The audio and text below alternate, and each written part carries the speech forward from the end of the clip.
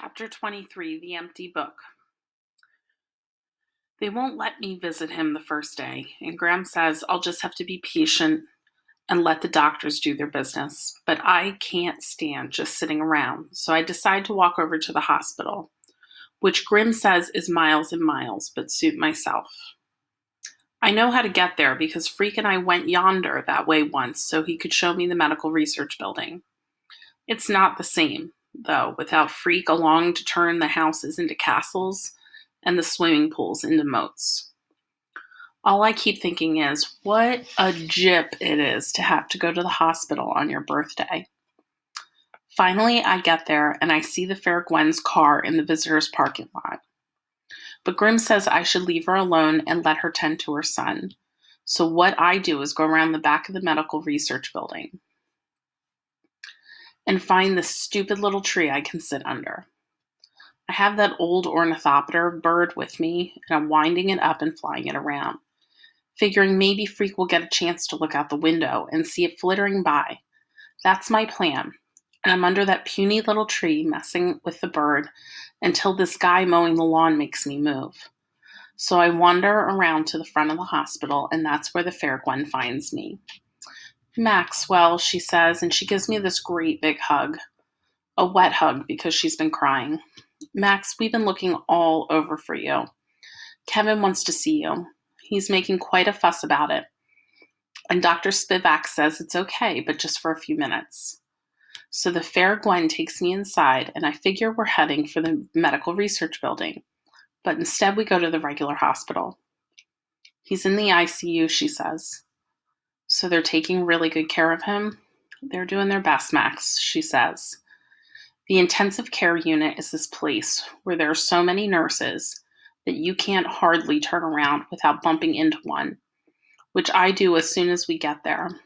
Every patient gets a room alone, and there's all this electronic gear the Fair Gwen says is called telemetry, which means when Freak sneezes, the nurses know about it before he can wipe his nose.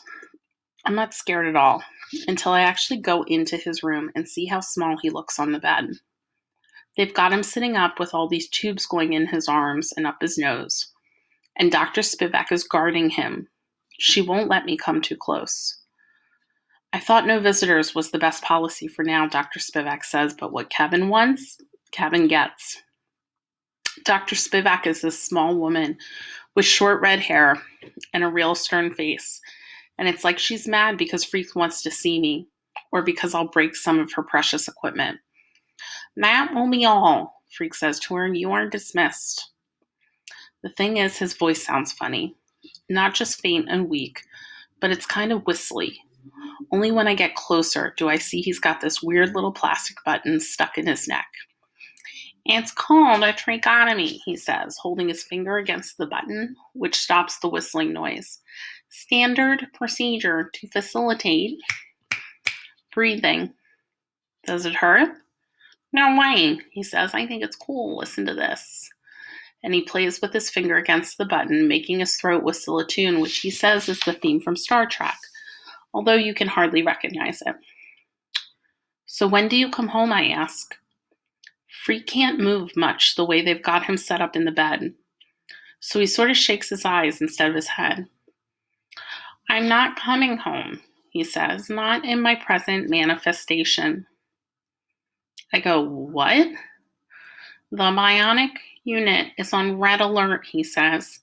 Tonight they'll take me down there for my special operation. The next time you see me, I'll be new and improved. I'm scared, I say. Don't be a moron, he says. You're not the one having surgery. I still wish they wouldn't. Don't argue with me, he says. I have to lean close to hear him because his voice is so small and whispery. He goes, if you argue with me, I'll get upset and they can tell on the telemetry. Then you'll get in trouble. So I just stand there like a lump. I don't say anything for a while. I put the ornithopter on the foot of the bed, but I don't think he notices. You see that book on the table? He can't point, but I see a book on the table. Open it, he says. The book reminds me of the dictionary he gave me for Christmas, except when I open it, all the pages are blank.